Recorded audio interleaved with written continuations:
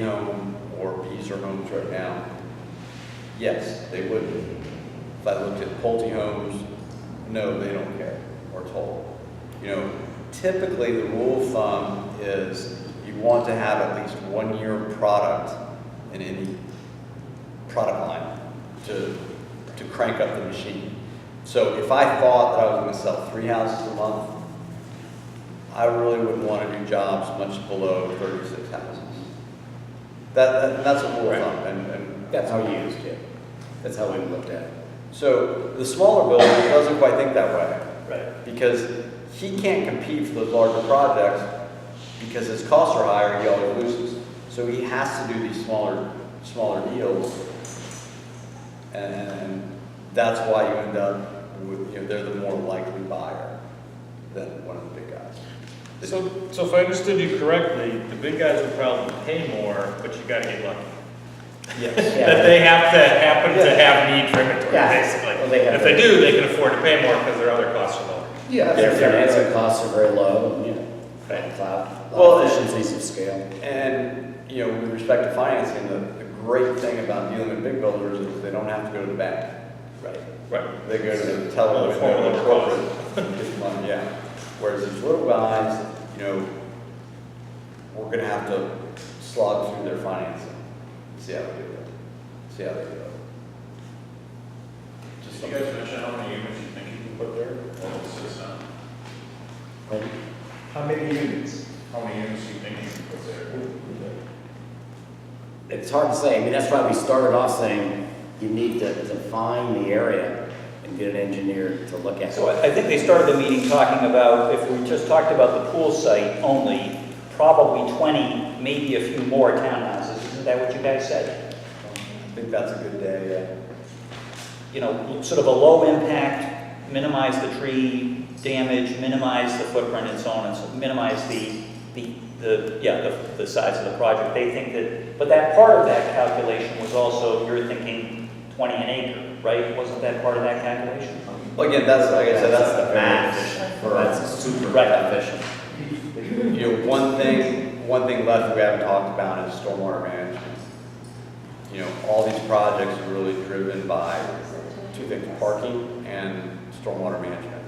And in the olden days, you see them all the time. You drive by the dry pond, where it's a pond, there's no water in it, but there's like a little concrete thing in the middle.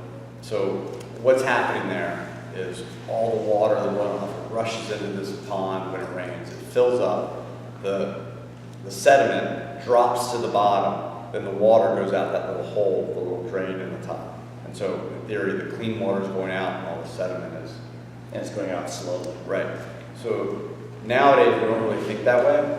And so you see more things like bioswales and cistern kind of things and rain barrels. And matter of fact, I saw a rain barrel right over by this church over there. With the whole concept is to capture the water and then somehow recharge it into the ground without having it run off. You guys have got to think about, like owner's representatives. We've already got a pool. All you have to do is drill some holes in the bottom of it. 25,000-gallon catchment tank. It's already there. Come on. It's an asset in selling the property for us. The underground parking. Well, I'm thinking, can't you sell that building that's over there? Just sell that whole building too? Sell that? There you go. You mean the clubhouse or the shed?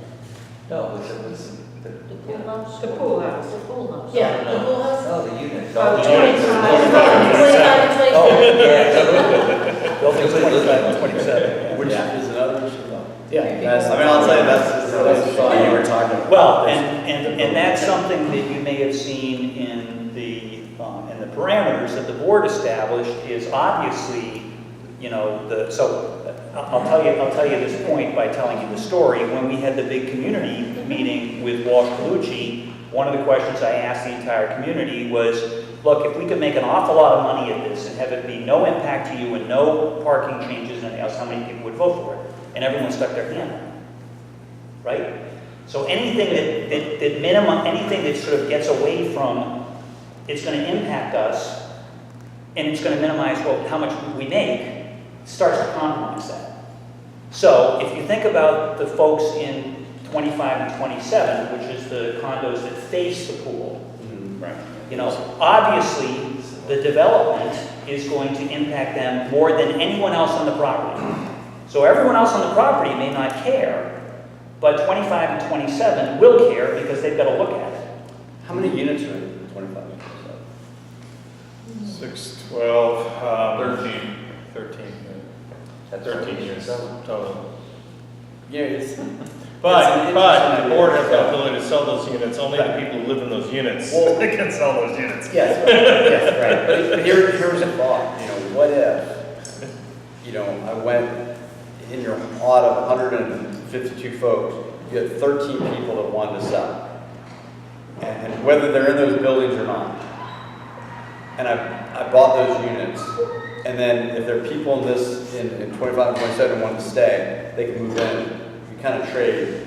And that, you know, 13 people get to leave and I get the land to develop. Right. Now you're trading neighbors, okay? And somebody who lives in 25, or 27, rather, Parker lives in 25, Nick here lives in 27, you're gonna have to make a hell of an offer. Right, and remember, Steve and Tom, part of the whole objective of this is we've got to get the community to vote. So everything that's a complication to that becomes a probability of the community voting for a project going down. And one of the things the board is trying to move towards is making sure that we have community support so that when they bring a project to the community's like, yeah, this makes sense, we can do this. If you start to do a deal where, well, we've got to buy out 13 people and Chris has to end up with me as a neighbor and I have to end up with him as a neighbor, and now it's like, oh my goodness, great. Now you've lost people who will vote, so it complicates it. Well, you couldn't even bring the vote to the people until you had those buildings arranged already. You have to have So it's, deals it's, for a, you know, every it's a nice idea, but maybe, great. Sorry, Well, can looking you for talk ways. about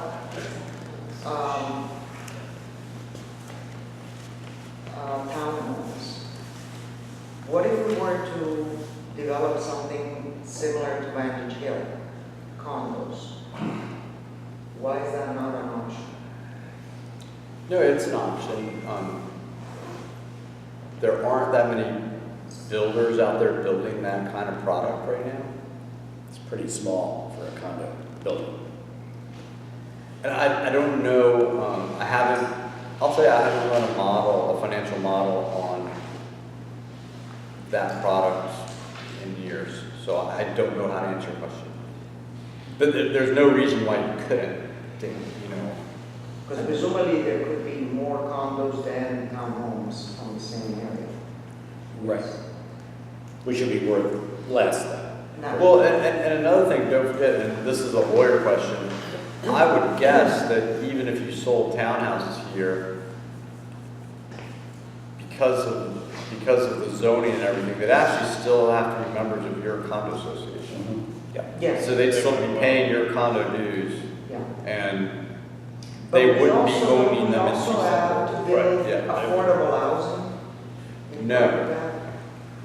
And I say that, and the rest of the guys not listening, but, in Fairfax, if you're under 50 units, you don't have to build affordable housing. Now, they'll come after you and try and get you to pay into a fund. But recognize, as a potential owner's representative, the community has told us that a low-income housing component is something that they would support. And so when you think about voting day, it might make a difference in the vote. I don't know whether it would or it wouldn't, but if the community has said, we would be in favor of this because some of our folks are on the lower income thing, not that they'd be buyers, but they're just in favor conceptually, that might be something that would help with the vote. Doesn't Reston require the low-income housing? Not Fairfax County, but Reston? No, it's Fairfax County. Yeah. We've covered an awful lot of ground tonight. I think, you know, certainly if folks have questions, let's hear those questions. And then I've got a couple more for you. So, yeah, people have other questions? Yeah, so what are some of the risks that you see with this project? Specifically with a project of this size and kind of complexity, what would you say are the top 3 risks? How do we manage them? think the first risk is in figuring out what you can build. I know that sounds pretty basic, but You mean, is it economically viable? yeah. And so coupled with that, of course, is what's the development cost because of what it is. Demolishing the pool, it won't be that bad, but dirt, like I said, the dirt, the grade, is something someone has to deal with. Also, the plan, I haven't looked at your trees to see what trees are must-save things. The process in Reston, I don't think is that horrible. I think we win if you take this. Someone takes this forward, they would win. What's the likelihood that one of our very close neighbors is going to sue us over this? I don't think that they would. I don't think they can sue you. I think they would have to, unless you're doing something to them, I don't think they can sue you. I haven't seen that. Let me rephrase the question. What's the likelihood that some of the close neighbors could file any kind of legal action that would affect the timeline or the completion of this project? I mean, that's always a possibility. I don't usually see that, Also, they really don't want to be looking for that wood. but I mean, it's certainly a possibility. Usually, though, that'll bubble up in the land use public hearings before they'll go beyond that. And they may write some nasty letters. But what you're asking for here, I'm not going to say it's necessarily by right, but this is not a controversial issue in this. What are some of the issues that can come up with a developer after the contract's been signed? Are there any legal or implementation risks that we have to worry about? You want strong language in there that makes them do what they say they're going to do, and gives you some decent remedies in case they don't. You would be checking on that, presumably. Yes. Yeah. The biggest thing with these guys is getting them to show up and write a check. And you want to run to the bank to put that in there. But you want to make sure it's as is, where is, the usual protection. But I think your goal is probably to shift most of the risk, the legal, et cetera, over to the developer. Well, it's a question of the payment mechanism, right? Because Right. we don't have, I'm making up a number, we don't have $300,000 to crater into legal costs unless we go to the ownership and convince them that this is the investment that's needed. I'm not saying they wouldn't pay for it. What I'm saying is that there isn't an immediate mechanism to fund significant legal costs. That would have to be addressed. Yeah, we would want to do a contract that set timelines and benchmarks and hold developers' feet to the fire. But what you want to do is shift the burden of those payments to your person. If the burden is shifted, what implication does it have for the overall structure of the deal and the payout? That's a balance and that's why you're going to be bidding it to multiple people. So Parker, can you address that just a little bit in layman's terms? What happens as you shift the risk onto the developer? What does that mean in practical terms for the association? Well, there are a couple of different things. So one is what's the legal risk? So what are your risks? Your risks are that the developer goes bad and you've got some expensive thing that you then have to deal with. So the developer goes bankrupt when the site is cleared and he's got a third of the structure and he walks away.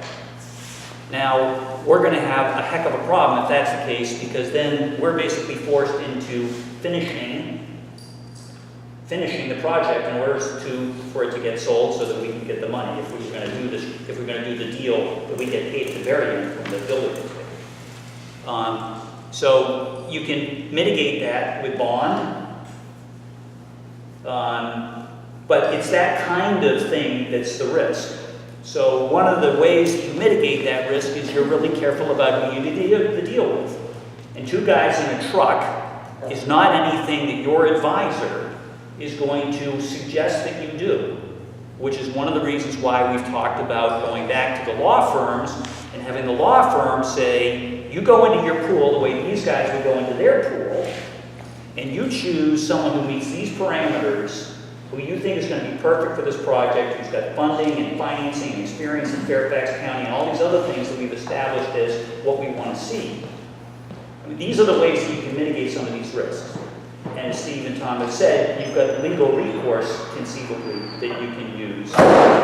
So these are the kinds of things, you've got different kinds of risks, but you can do things in mitigating them by making sure that you make smart choices with who you go with and what you have as your representatives to protect you. So the last question I guess I have is, you describe the process where, quote unquote, we go back to the lawyers. Okay? If you were to sign with your firm tomorrow, what would your exact role in the process be? What are the key steps from there? Are you doing that? Are you essentially managing the strategy and the vendor selection with input and guidance from the board and from Parker, or what? The problem I have is that it's almost like there are two things to do. You have to pick an owner's rep because the board doesn't have the time or to manage this project, and quite frankly, none of us have the skills. And the second thing you have to do is to actually do the project. You've got to find the lawyer combination of lawyer developers that are going to make sense. So in the ideal world, if you guys were hired 10 minutes after this meeting, what exactly would you do and what would the steps be? Okay, so I'm a little confused about the first thing you said. You would have to go back to the lawyers. Well, that's what Parker's saying. So it's almost like there's two tracks here, and I've never Yeah, quite understood this. I don't think you need to. Well, hang on. So issue one is that we have to hire a consultant who's going to do stuff. Issue two is we're going to have to hire some combination of a developer and a lawyer. If we hire you guys, are you managing the whole process under the direction of the board? Are you guys going out and finding the combination of legal representation, developers, builders, sushi, whatever needs to be done? What exactly is your role? So first I would say that I don't think we need to hire a developer or lawyer combination. They need to come to you, they need to be buyers. The only thing you hire would be whatever representation you want to kind of shepherd the thing along. But the cost of taking this through the process, the cost of developing everything else, that's on them, not on you guys. So what we would do is, again, we'd start by trying to understand what was for sale. Then we would conduct the sales process. So you're essentially sourcing out a piece of property. Yeah. And it's a sourcing thing, is what you do. Mhm. In that brokerage aspect of it, yes, absolutely. Okay. And that sourcing piece is that they go into the developer community and they market the property into the developer community. Okay. Right, which is the brokerage. Then that buyer, who's a developer, let's say, would come to you, and they will have an attorney doing their contract, and you will have us advising you, and you will have an attorney on just the contract portion of it. And To so make sure you're you protected. continue to provide advice through all the Yes. permitting and the developing process up until the point when the keys to the units are turned over. Right, or And- as long as you want. Yeah, as long as Yeah. you want. You may not feel you want or need someone that far along in the process. I would probably tell you probably don't. You know, at some point there's like, you're not getting any money's worth for it. Yeah. But I'll tell you, one thing we've done in the past is when you get really far along in the project where I don't really feel that I'm doing that much for you, the fee drops way down and it's more commensurate with the amount of work that's done. What's the time frame that we're looking at to do all this? If we started today, what's the theoretical timeline? Okay, so if you started today and you had a builder, ready to go on board by, we're sitting here, it's kind of May, by July 1, which would be pretty fast. And he filed his PRC plan. That plan typically, let's just guess, about 10 months. And at that point, what he has, it becomes a matter of right. So that's a point where he, in theory, could pay you money. That would be hurdle one, where he can pay you. Or he keeps going, and it would take another, let's call it 8 months, to go through the balance of the permitting process with the engineers. And then he'll have what you'll call a final plan approval. So that'd be place 2 that he could pay you. Then, from there, he'll get the first thing he'll do is get his, I guess, stormwater and grading, and he'll start land development and start doing the work. So, 18 months from July before someone physically is out there with a backhoe. And that's assuming there's, 2 years. You'll be Yeah. done. that assumes the usual and customary holdups and side detours through the county permitting process that happen for every project on the plat. Yeah, they, Okay. But why don't we, that point 1, why don't we do the full payment at that point and that's it? Why do we have to hang in there throughout You that? could.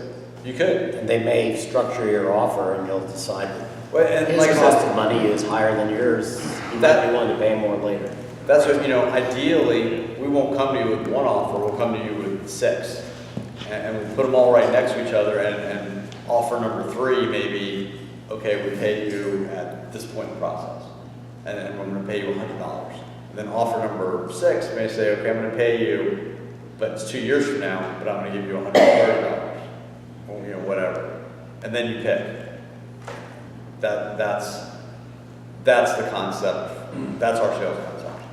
So let me ask a further question. Rush, and you've had some thoughts about payout and where that I think you've talked about a couple of times and how critical it's going to be to the process. Do you want to elaborate on any of that? Our challenge is, I'm the treasurer of the board. We are not a rich community, okay, by any stretch. And so our challenge is going to be, there's 2 parts. One is, and there's a related question here, which is, we have major infrastructure issues in our units. Basically, we have 50-year-old copper pipes that are all starting to get pinhole leaks. We have no longer code electric by any stretch of the imagination. We can't put electric dryers. We need to rebuild our core infrastructure. And one of the things we're looking at in parallel to this is what are those major projects, what are their estimated costs, and then as part of what do we do with the proceeds from this, whatever those proceeds are, how will we apply them, et cetera. Is it feasible, meaningful, in some degree, these builders conceptually will have much cheaper supplies for rebuilding that infrastructure for us? Is that something they would entertain, or is that just a complicated deal for no good reason, and they're just going to say, here's cash, you do your own construction independent of us? No, that CEA stuff in Reston, their Association Drive that I was talking about, a lot of their buildings are essentially functionally obsolete. Right. And where they have roof issues and chiller issues and things like that. And the concept that came up with there is, the builder or the master developer with the deposits that he was going to put down, that the CEA members could draw down on the deposits to help band-aid their buildings in the short term. Right. In your case, absolutely you can ask for that. I wouldn't lead with it, just because it complicates. We want to make sure we get the 6 offers first, but then once you get that, you can say, oh yeah, by the way. You could use that as part of the negotiating strategy. Yeah. You would come in then Yeah. as you pick kind of a project, you could negotiate that perhaps and say, look, rather than giving us, 1.5 million in cash, will you give us this infrastructure bill or whatever? That's a great idea. Yeah, absolutely, sure. Okay. Actually, that is a great idea. In kind, And I will tell you that 10 out of 10 of those guys will say yes. Yeah, because quite frankly, our biggest problem isn't getting cash out for window units. All of our windows are 60-year-old aluminum single pane windows. We don't have individual metering. We have a bunch of, we would love to rebuild our infrastructure. That's what we're all largely looking to use this cash for, and to the degree that they can do it a lot cheaper than we can hire somebody to do it. They're already there with huge construction crews. Maybe it makes sense, right? Yeah, So there's might be one way. they can use that sub. So, yeah, they can use that sub, and if they're already bringing in big electric, they can run electric feeds to the units relatively cheaply once they're already laying, electric infrastructure, right? Things like that. So That's great. one of the key things that Parker's identified is the communications with the homeowners. The ability to get these guys, all of us, to vote yes. What specifically does your firm provide in the area of communications advice or services, if any? So in the past, and I've done a bunch of assemblages in my career, and unfortunately, the only way to do it is knocking on doors and talking to people. We can host meetings. It's hard to get people to come out to meetings. We've tried emails and mailers and very limited success. People Okay, toss so out. it's not a core part of what you do. Do you have relationships with people who, if needed, could help us on a cost-effective basis to implement a communications plan? We have a lot of what I'll call low information voters here. And it's kind of critical. So when I'm not getting comfortable, you guys have a process that doesn't involve this. You're leaving essentially communications and stuff like that up to the association. Do you have resources, people you know, that you could recommend if the board felt it was appropriate to engage a professional to help? Yes. Okay. And I'll even tell you the names, Commonwealth Consultants. They did a lot of the consulting for the expansion of the metro, but they're pretty grassroots. They handled Frank Wolf's campaigns for years, but despite their Republicanisms, they're pretty grassroots. So at the end of the day, Excuse me? I'm sorry, are there other questions, Mr. Chris? I want to make sure everybody else gets Yes. questions as well. Anybody else have questions? You kind of stopped. You talked about the first 2 months that there would be consulting fees. And then the second 2 months, there wouldn't be very much. And then the third 2 months, 5, 6, going to RA and Fairfax County, getting all that permit. Is that cost on us then, or is that on the developer? On the developer. It's on the developer, so we would not be paying that. Yeah, you would not pay for the lawyers that go to the county. That's on them. No, but we would be paying you to be our owner's rep during that Right. period. So Oversight. Yeah, right. What I'm saying is, when we're not really consulting, we're busy selling. There's no reason to pay a consulting fee because you're not getting anything, and it's all stuff I'd be doing anyway. So, Okay. yeah, I'm just saying pause button for that. Steve, do you have a general idea of, like, if we used you as consulting and as brokerage, what the percentage would be altogether of your cost?